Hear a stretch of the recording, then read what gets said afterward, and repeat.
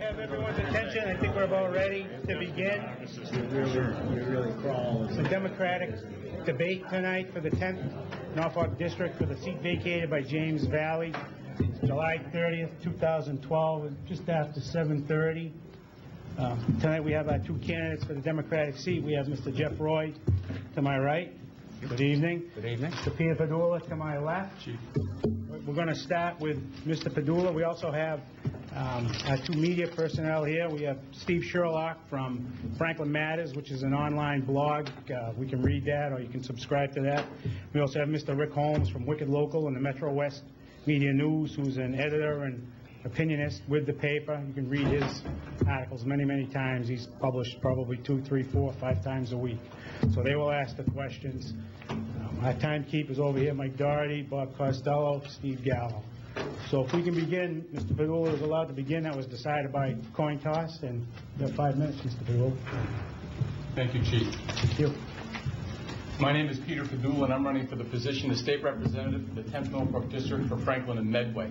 It's fantastic to see everybody here, this democratic process that Jeff and I talk about all the time, and to see everybody get involved and get engaged. I wanted to say a few things. I want to first thank my wife, Lori, who's here. She's my biggest supporter, my best friend, and she's my biggest supporter that I have. Also, my son, Peter, is here. My son, Bradley's here.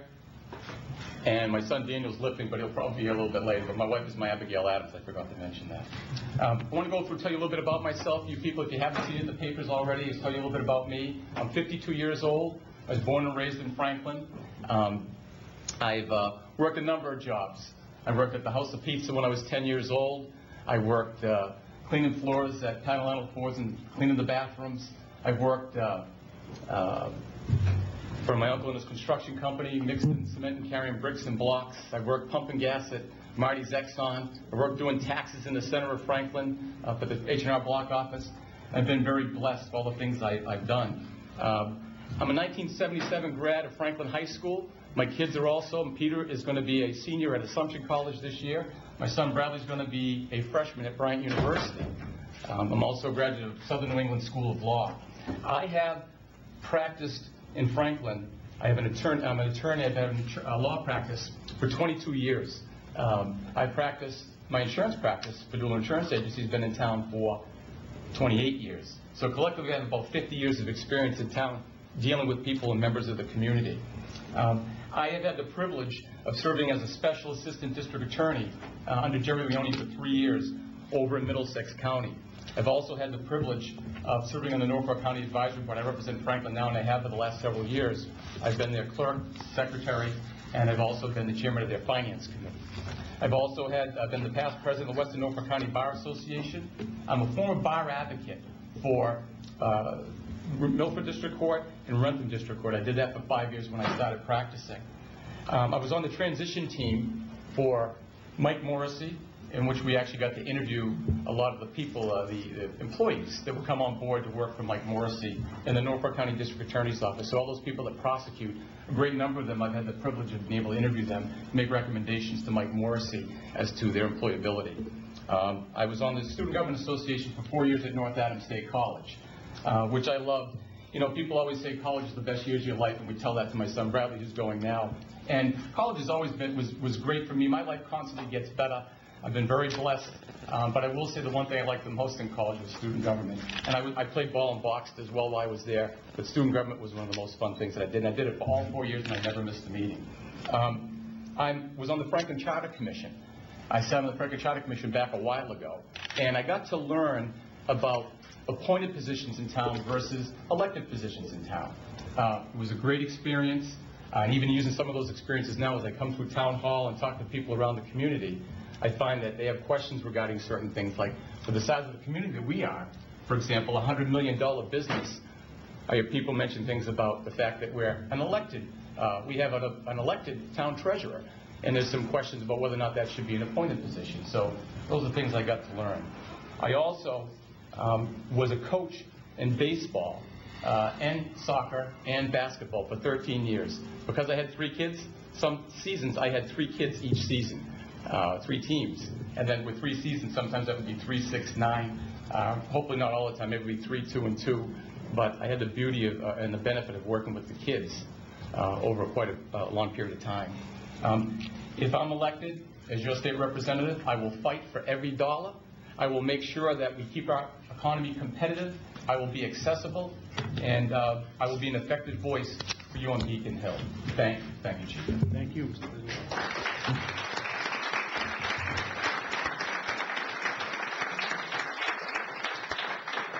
Okay, now we'd like to hear from Mr. Roy. Thank you. Thank you, Chief. First of all, my name is Jeffrey Roy, and I'm honored to be a candidate for the Democratic nomination for the state representative seat for the 10th Norfolk District. I first of all want to thank my wife and my 3 children for putting up with this campaign. I can see that, if anything, a campaign does take a lot out of the family life, but you folks have been great, and I thank you very much for your support during this time. I also want to thank everybody for coming here tonight. I want to thank all of the people who helped me out in this campaign. It means a lot to me. And I want to say thank you to somebody who couldn't be here tonight, Lester Kwan, who's one of our campaign teammates, had quadruple bypass surgery last week. So he's a little out of commission these days. But he called me yesterday. That's the type of a campaign worker he is. He called me yesterday, said, Jeff, I want you to know I'm thinking about you, and I want, Lester, you to know, I know you're watching at home tonight, I want you to know that we're all thinking about you and wish you a speedy recovery. We want you back on the campaign trail.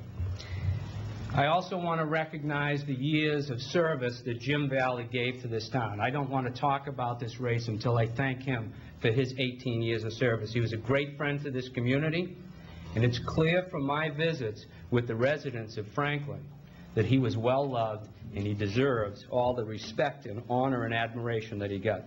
And I'll tell you, it would truly be my honor to be his successor in this race. Now I'm running for this race because I'm committed to public service. Public service is a way to pay back. It's that adage that to those whom much has been given, much is expected. My family, my friends, and our community has benefited much from public programs, education, student loans, public safety, roads, etc. And these have all helped us help ourselves. And when you have these programs, you want to make sure that these opportunities are there for the next group of people coming along, our generational responsibility.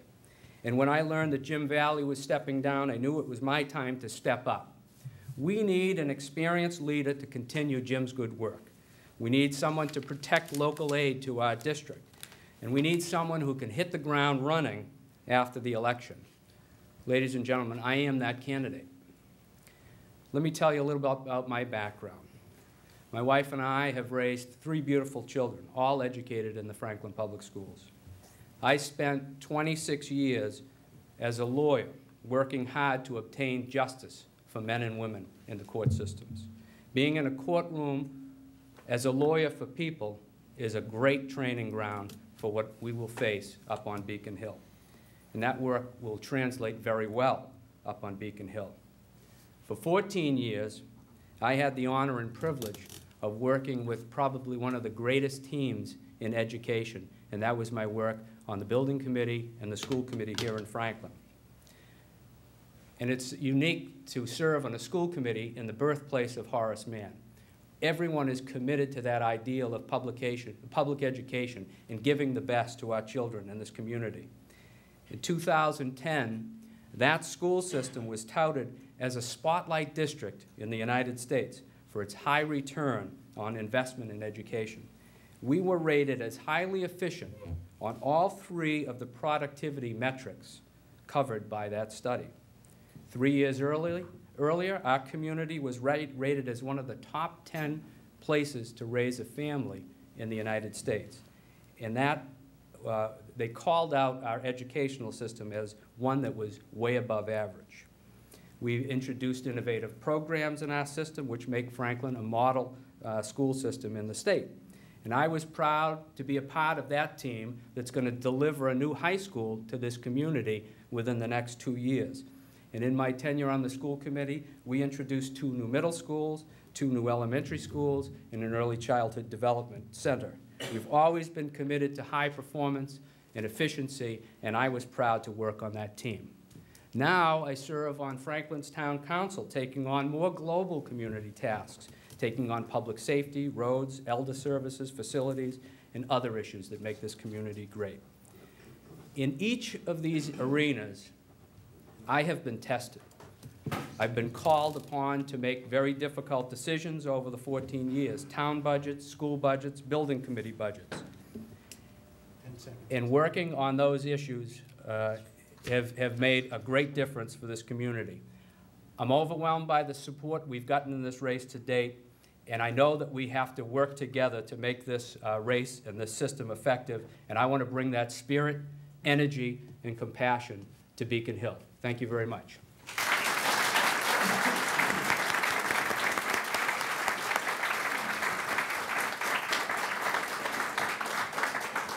Okay, thank you, gentlemen. Mr. Holmes, I suppose if you would like to start, that would be excellent. I was going to let Mr. Sherlock. That's fine, if you've decided, Mr. Sherlock, that's fine also. Thank you. It's fine. Thank you, Chief. Thank you for the opportunity to ask the questions. Candidates, good luck tonight. First question was submitted actually by the community through the Franklin Matters website and/or the Facebook page. If elected, what changes would you propose to help the commuters from Franklin and Medway afford to get to Boston for work? Am I first? Yes, you are. Okay, great. Well, I'm glad that I got that question right off the bat. Being a 28-year commuter on the rail, I think I have a bit of knowledge of that system. I think that we should do everything in our power to encourage more people to use the rails, and I think because that will contribute to taking vehicles off the roads, we'll have lower emissions, we won't wear down our roads that much. So I think we should be doing everything as a state to encourage people to commute by rail.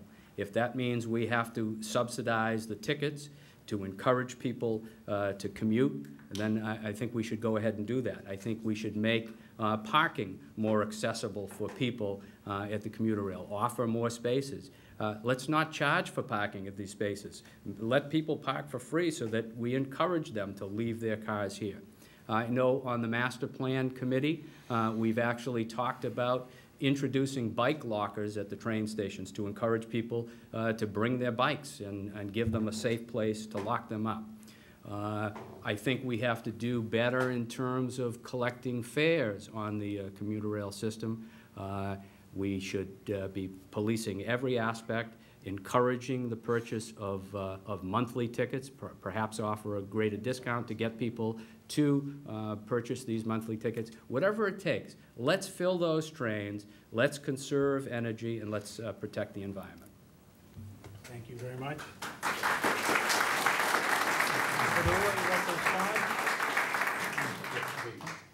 The query is how to make it more affordable for people from Franklin and Medway to use the trains.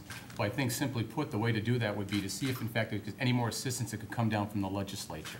You know, I think that part of the problem that we're having with any money that comes in from like our tolls or the Big Dig, you know, we need to make sure that it's self-funding. And to the extent that it's not, we need to see if we get more funding from the state.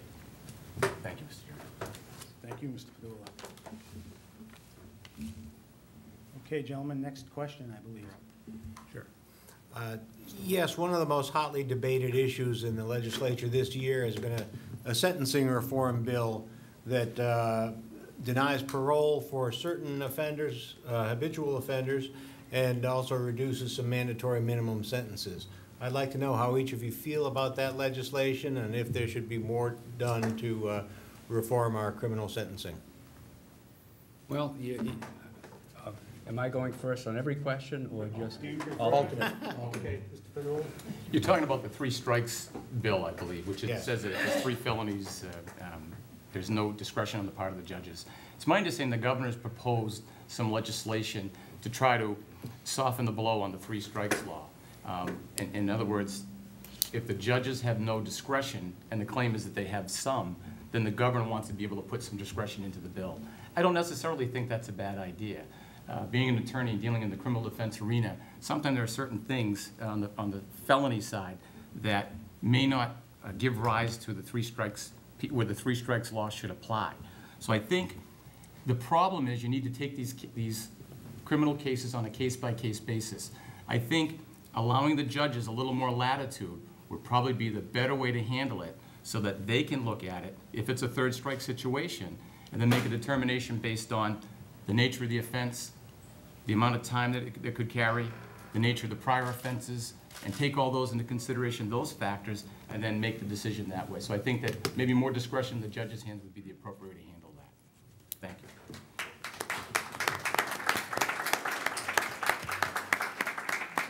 Mr. Roy? I understand that earlier today that the governor's proposed changes were rejected by the legislature, so it's going to go back to his desk probably tomorrow to make him make a decision as to what he wants to do.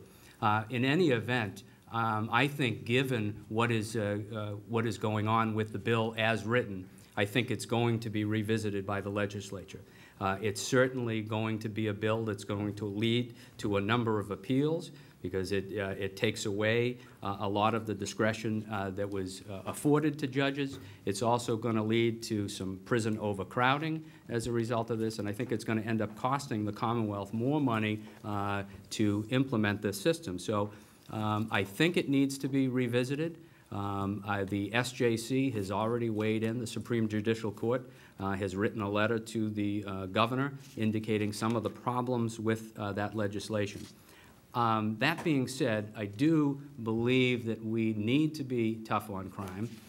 It seems that a parole board error is what led to the implementation of this bill. And one thing that causes me concern is that too often we implement or try to pass bills as a reaction to some event that occurred. And I think we need to step back and think through these bills before we try to rush them in at the last minute. Tomorrow the legislative session ends, and we're trying to cram too much into a small period of time.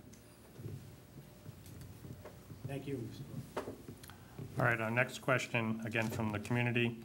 Local officials here often complain to voters that costly state mandates tie their hands and prevent them from making common sense fiscal policies for the town.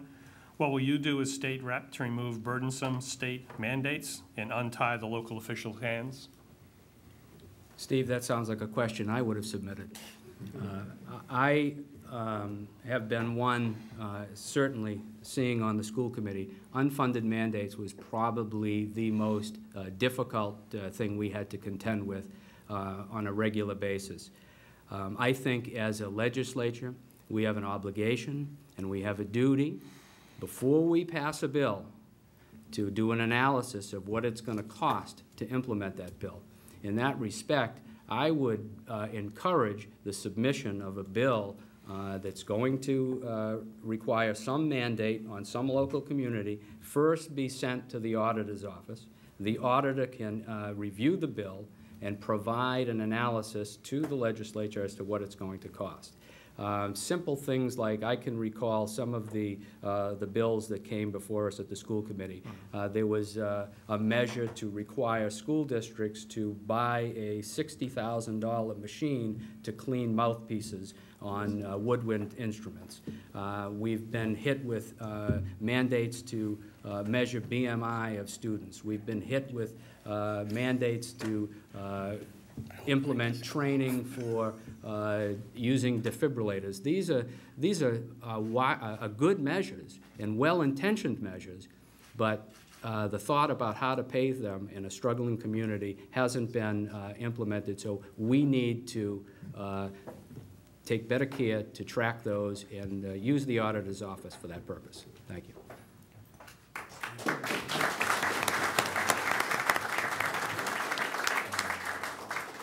Chief, unfunded mandates and getting around the town hall and talking to people in the community seem to be a problem. One of the things, and in talking to the school superintendent, is the issue regarding, for example, anti-bullying. So they put this mandate in place, and they have no money no teeth for it. There's no money to support the mandate. So I think that, simply put, if we're going to have any mandates that are given back to the communities, they need to run through a committee to make sure that they're funded properly before they hand it down. Because not only do they cost us money, but it's all the time that goes into it as well. So that For example, the anti-bullying piece is dealt with by the principal. So that's a lot of extra work for him to do it, and it's a great program. My son Bradley was on the anti-bullying committee here in school. It's a wonderful program, but you can't put these programs in place and not have the funding in line to go with it. So if you're going to put it in place, make sure the money's there as well. Thank you, Chief. Thank you.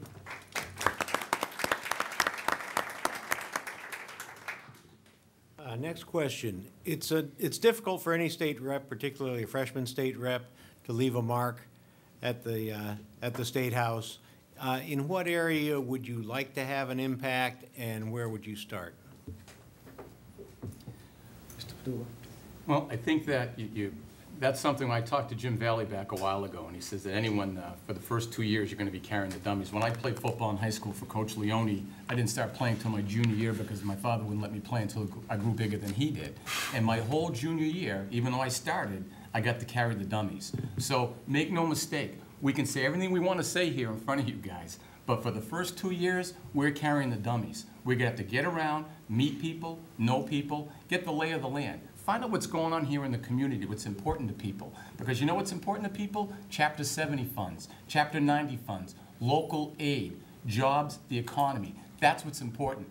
We can talk to you all night about all these other issues, but that's what it's going to come back to. So if I'm lucky enough to get in the State House, I'm going to work on things like building the bonds, building bridges, which I already have. So we're very fortunate in my position as a lawyer and being on the Norfolk County Advisory Board and being a district attorney and being on the transition team for Mike Morrissey. I've been fortunate enough to be able to get around and meet with people.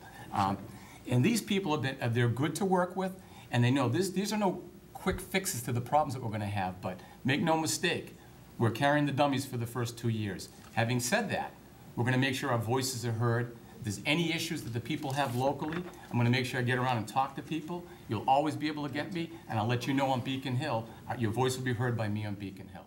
Thank you.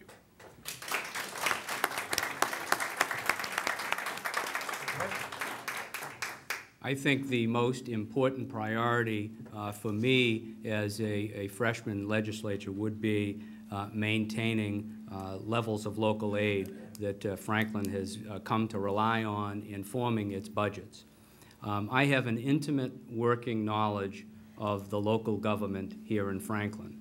I will develop a very intimate knowledge of the local government in Medway. I've met with several of the officials there, and I plan to keep on meeting with the officials there. Local aid to the communities is priority number one. And there's some talk about revisiting Chapter 70 in the foundation budget, which would directly impact both Franklin and Medway. And we have to keep on top of that. Education certainly would be a priority of mine. It's been a priority all my life.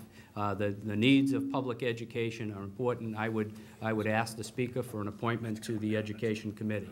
And finally, we have a beautiful new high school that's in the works, and it's going to start construction, and I think it's important that our state representative make sure that that building gets funded completely and on time, and that we have the operational capacity to keep that building staffed with very high-performing teachers and staff in the building.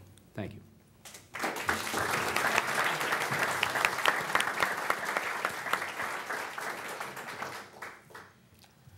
Continuing on the local funding, one of the terms that's been coming up over the last couple of years is OPEB for the other pension and employee benefits. So, and Franklin's not alone in this. Many communities are faced with an underfunding requirement, how they're going to bring it up to a funding state. I believe the legislature will have some say in that, so just like to get your position on, in your role, how do you have what's your stand on this?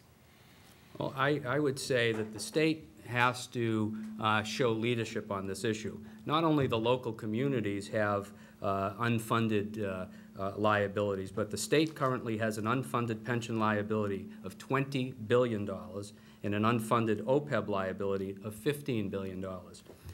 I think the local municipalities are going to watch closely how the state monitors its activities.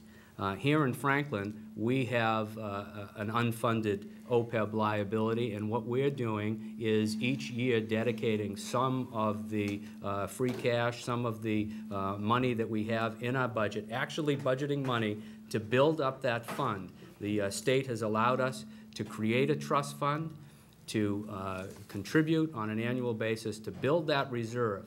The worst thing that we can do as a local community and the worst thing that we can do as a state is to punt on this issue. We can't pass this unfunded liability onto another generation. We have to take responsibility for it. We created it, and we need to find a mechanism to fund it so that it can fully sustain itself. One other thing I would like to note, it's a lot of people talk about pensions and they're extravagant. Statistically, it's 77% of the Commonwealth's contribution is for these unfunded liabilities as opposed to the pensions themselves. So that's where we have to do our work, on these unfunded portions. Thank you.